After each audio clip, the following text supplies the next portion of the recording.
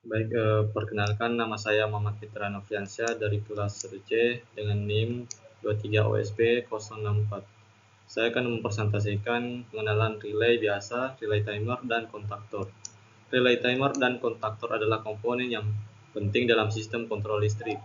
Mereka mengatur dan mengendalikan listrik aliran untuk berbagai aplikasi industri dan rumah tangga. Nah, fungsi dan prinsip kerja relay. Yang pertama itu pengendalian otomatis. Relay biasa secara otomatis mengalihkan atau memutuskan arus listrik berdasarkan sinyal yang diterima. Dan kedua itu ada pemanfaatan arus ringan. Relay memungkinkan pengendalian perangkat yang membutuhkan arus lebih besar tanpa resiko. Ketiga itu keamanan dan perlindungan. Relay dapat melindungi sirkuit dengan memutus arus saat terjadi gangguan. Nah, selanjutnya itu ada jenis-jenis relay biasa dan aplikasinya. Yang pertama itu relay elektromagnetik. Relay elektromagnetik biasa digunakan dalam banyak aplikasi industri untuk mengatur motor dan lampu. Yang kedua itu ada relay solid state, yaitu tanpa bagian bergerak, ideal untuk aplikasi frekuensi tertinggi atau frekuensi tinggi. Yang ketiga itu relay listrik, menyalakan dan mematikan peralatan secara efisien dan rangkaian sederhana. Terus pengaturan relay biasa. Pertama itu pemilihan komponen. Memilih relay sesuai spesifikasi seperti voltage dan arus nominal. Yang kedua itu ada pemasangan. Pasang relay pada papan sirkuit dengan koneksi yang tepat. Yang ketiga itu pengujian fungsi. Uji relay untuk memastikan kinerja sesuai dengan harapan. Fungsi dan prinsip kerja relay timer. Yang pertama itu menunda tindakan. Relay timer mengatur delay sebelum mengalihkan arus. Yang kedua itu kontrol berulang, yang biasa digunakan untuk aplikasi yang memerlukan sirkuit on atau off terbatas. Yang ketiga itu pemrograman fleksibel. Beberapa relay timer menawarkan pengaturan waktu yang dapat diprogram. Terus ada pengaturan relay timer. Yang pertama penentuan durasi. Tentukan durasi pengoperasian sesuai kebutuhan. Yang kedua itu pemasangan.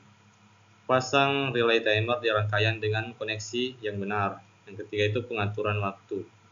Atur timer berdasarkan spesifikasi yang diinginkan.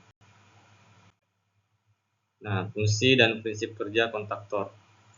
Yang pertama kontaktor daya tinggi. Kontaktor daya tinggi seperti kontaktor yang dapat mengendalikan beban listrik besar dengan aman. Yang kedua itu operasi jarak jauh, yaitu membolehkan pengendalian perangkat dari jarak jauh dengan sinyal listrik. Yang ketiga perlindungan motor, digunakan untuk memutus arus saat motor mengalami gangguan. Selanjutnya ada pengaturan kontaktor. Yang pertama pemilihan jenis kontaktor. Pilih kontaktor berdasarkan daya dan jenis beban.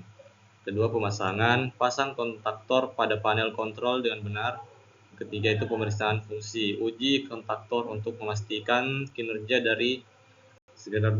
saat diberi sinyal. Terus selanjutnya perawatan dan pemeliharaan relay dan kontaktor. Yang pertama itu pemeriksaan berkala, yaitu seperti lakukan pemeriksaan rutin untuk menjaga kinerja optimal. Yang kedua itu penggantian komponen.